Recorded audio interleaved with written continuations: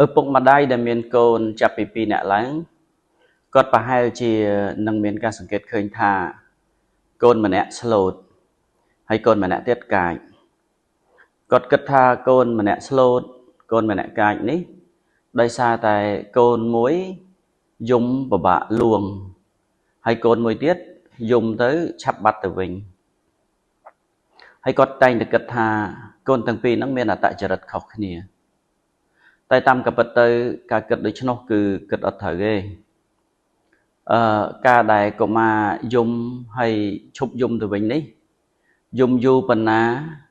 ឬក៏រងាស់យូរប៉ុណ្ណាមុននឹងគាត់បាត់ទៅវិញនេះអាហ្នឹងវាគឺជាសញ្ញាទៅវិញទេ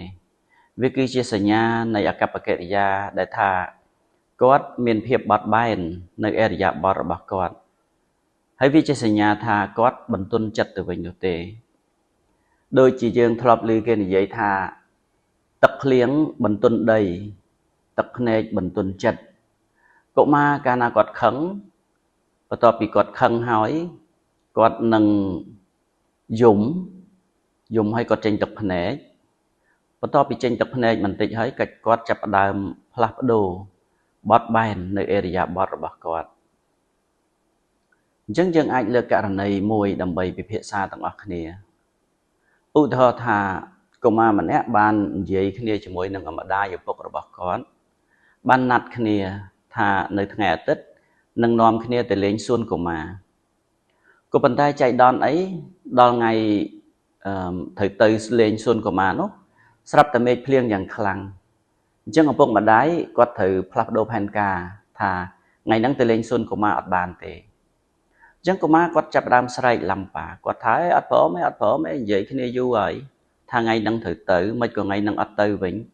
អញ្ចឹងគាត់មានកំហឹងអានេះដំណាក់កាលមួយបន្ទាប់ពីមានកំហឹងហើយយូរតិចទៅគាត់នឹងទៅជាយំហូរទឹកភ្នែកពេលដែលកុមារយំហូរទឹកភ្នែកនេះមានន័យថាកុមារចាប់ផ្ដើមបន្ទន់ចិត្តហើយអញ្ចឹងនៅក្នុងករណីដែលកុមារមានការយំស្រែកមិនទទួលស្គាល់មិនយល់ព្រមអត់សុខចិត្តអំពីអ្វីដែលបានសន្យារឿងអីមួយតើជាធម្មតាម្ដាយឪពុកតែងតែធ្វើយ៉ាងម៉េចចំពោះដំណោះស្រាយម្ដាយឪពុកជាងគាត់មានដំណោះស្រាយដោយប្រើវិធីសាស្ត្រលួងវិធីសាស្ត្រសន្យាថាឥឡូវម៉ាក់នឹងឲ្យនេះជំនួសម៉ាក់នឹងឲ្យនេះជំនួសឬក៏នឹងសន្យាថានឹងទៅថ្ងៃណាវិញថ្ងៃណាមួយវិញនេះជាវិធីសាស្ត្រទី1នៅក្នុងការសន្យាដើម្បីលួងចិត្តឲ្យកូនជប់យំវិធីសាស្ត្រមួយទៀតជាងកាលឪពុកម្ដាយនិយាយអត់ស្ដាប់វាយតែហ្មងប្រាប់ថាឃើញមេឃភ្លៀងហើយនៅទៅទៀតមិនកើតអញ្ចឹងដំណោះស្រាយឪពុកម្ដាយចំពោះការយំរបស់កូនជាងការអាចជាការលួងប៉ុន្តែជាងការជាការប្រើអំពើហិង្សាដើម្បីបំបត្តិអំពើហិង្សានោះទៅវិញមិនថាជីវិតរបស់យើងមិនថាជីវិតរបស់ក្មេងទេគឺពោពេញទៅដោយការខកចិត្តដូច្នេះយើងត្រូវតែបង្រៀនកូនបណ្ដុះបណ្ដាលកូនឲ្យមានចរិតបត់បែនអរិយាបថនៃការបត់បែនរបស់កុមារវាមិនមែនកើតឡើងមកកុមារមានអរិយាបថនេះដោយស្វ័យប្រវត្តិទេជាធម្មតាពេលកុមារកើតឡើងភ្លាមបុគ្គលិកលក្ខណៈនេះអរិយាបថនេះអត់ទាន់មានទេវាទាមទារឲ្យមានការបណ្ដុះបណ្ដាលដើម្បីឲ្យចរិតលក្ខណៈនេះវាដុះឡើងជាសន្សឹមដូច្នេះបើសិនបើឪពុកម្ដាយមិនជួយបណ្ដុះឲ្យកូនមានភាពបត់បែនឲ្យចេះទទួលស្គាល់ការពិតនៅអ្វីដែលមិនអាចផ្លាស់ប្ដូរបានទេកុមារនៅតែមានចរិតរឹងរូសមិនអាចទទួលស្គាល់ការពិតហើយគាត់នៅតែមិនមាននៅអរិយាបថបត់បែននឹងបានទេយើងតែងតែលើពាក្យថាមានរូបមានទុក្ខមនុស្សគ្រប់គ្នាសុទ្ធតែមានទុក្ខតែកើតមកហើយមានទុក្ខកុមារកើតមកក៏មានទុក្ខដែរទុក្ខរបស់កុមារអាចជាថាគាត់បាត់បង់នៅអ្វីដែលគាត់ស្រឡាញ់ឧទាហរណ៍ថាគាត់កំពុងតែលេងទូរស័ព្ទកំពុងតែសប្បាយកំពុងតែលេងនៅសួនកុមារកំពុងតែដើរផ្សារកំពុងតែមើលវីដេអូកំពុងតែលេងហ្គេមគាត់កំពុងតែសប្បាយកំពុងតែពេញចិត្តស្រាប់តែគាត់បាត់បង់ទៅវិញដោយសារម្ដាយគាត់ថាឈប់ឲ្យលេងឲ្យត្រឡប់ទៅផ្ទះវិញដូច្នេះកុមារទុក្ខរបស់កុមារគឺជាការបាត់បង់នៅអ្វីដែលគាត់ពេញចិត្តដោយសារតែឪពុកម្ដាយដកពីគាត់ទៅវិញទុក្ខកុមារមួយទៀត cứ aiបណ្ដាលមកពីគាត់ទទួលបាននៅអ្វីដែលគាត់មិនប៉ងប្រាថ្នាឧទាហរណ៍ថាគាត់ចង់បានតុក្កតាមួយបែបនេះស្រាប់តែម៉ាក់ទិញតុក្កតាបែបនោះមកឲ្យ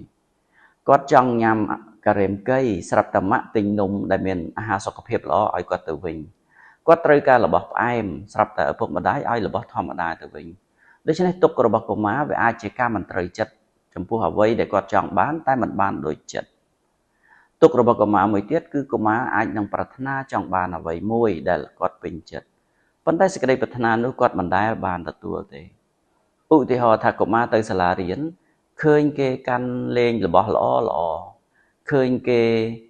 ឪពុកម្ដាយទិញកាតាបឲ្យស្អាតស្អាតហើយកូននេះលួចមានប្រាថ្នាក្នុងចិត្តថាចង់បានរបស់ល្អស្អាតស្អាតប្រើប្រាស់កុមារមានសេចក្តីប្រាថ្នាអញ្ចឹងប៉ុន្តែសេចក្តីប្រាថ្នារបស់គាត់នោះមិនដែលបានជាការពិតនោះទេដូច្នេះមានន័យថាកុមារមានរូបក៏កុមារមានទុក្ខអញ្ចឹងដែរហើយវាជាការសំខាន់ណាស់ឪពុកម្ដាយត្រូវតែបណ្ដុះបណ្ដាលដើម្បីឲ្យកូនចេះទទួលស្គាល់នៅក្នុងការពិតថានៅក្នុងជីវិតនេះយើងមិនអាចមានអ្វីគ្រប់យ៉ាងបានទេហើយយើងត្រូវតែទទួលស្គាល់នៅអ្វីដែលយើងមិនអាចផ្លាស់ប្ដូរបាននិងត្រូវតែចេះបត់បែនចំពោះអ្វីដែលយើងមិនអាចកែប្រែវាបាននៅក្នុងចិត្តរបស់កុមារដើម្បីឲ្យកុមារមានភាពបត់បែនបាននេះវាត្រូវតែមានធាតុម្យ៉ាងនៅក្នុងចិត្តគេហៅថាចិត្តកម្មញ្ញតាចិត្តកម្មញ្ញតានេះមានន័យថាគឺជាធាតុផ្សំនៃចិត្តគ្រឿងម្យ៉ាងនៅក្នុងចិត្តដែលញ៉ាំងឲ្យចិត្តកុមារហ្នឹងវាមានភាពបត់បែនហើយកត្តាបត់បែននេះវាមិនអាចកើតឡើងដោយខ្លួនឯងទេវាត្រូវតែបណ្ដុះឲ្យកើតឡើងនៅក្នុងការអនុវត្តជាក់ស្ដែងនៅក្នុងការរស់នៅប្រចាំថ្ងៃឪពុកម្ដាយមានតួនាទីសំខាន់ណាស់នៅក្នុងការបណ្ដុះនៅភាពបត់បែននេះទៅដល់កុមារជាពិសេសនៅក្នុងការសន្ទនាជាមួយនឹងកុមារប្រចាំថ្ងៃឧទាហរណ៍ជាការអនុវត្តជាក់ស្ដែងយើងអាចនិយាយបានថាឧទាហរណ៍ថាបើសិនបើកូនចង់ទៅលេងសួនកុមារក៏ប៉ុន្តែថ្ងៃនឹងភ្លៀង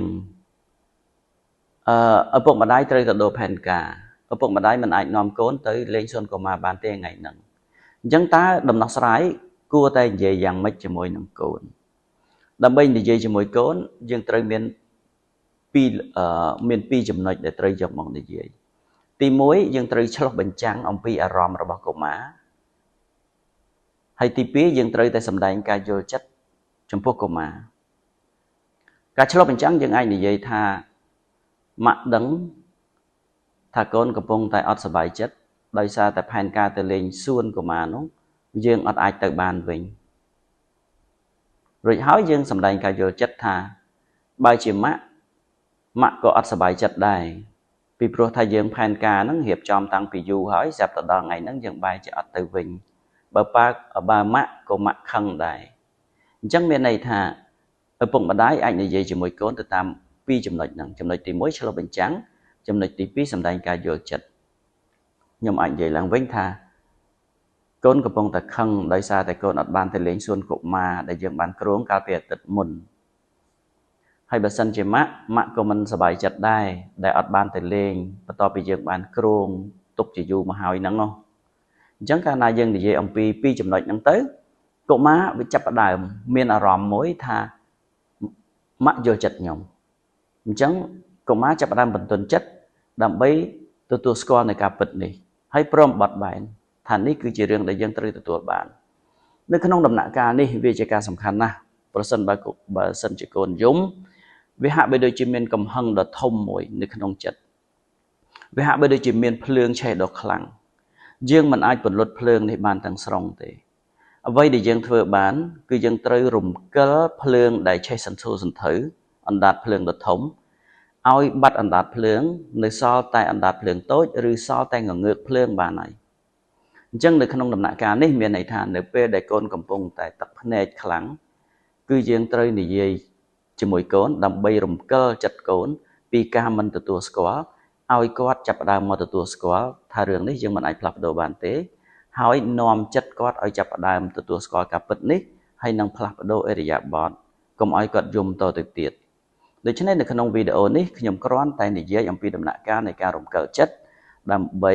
រំកិលចិត្តពីចិត្តខឹងខ្លាំងឲ្យសល់មកត្រឹមតែទឹកភ្នែកហើយនឹងបាត់បង់តែទឹកភ្នែកទៅវិញក៏ប៉ុន្តែទោះបីជាកុមារលែងយំលែងមានទឹកភ្នែកក៏ដោយ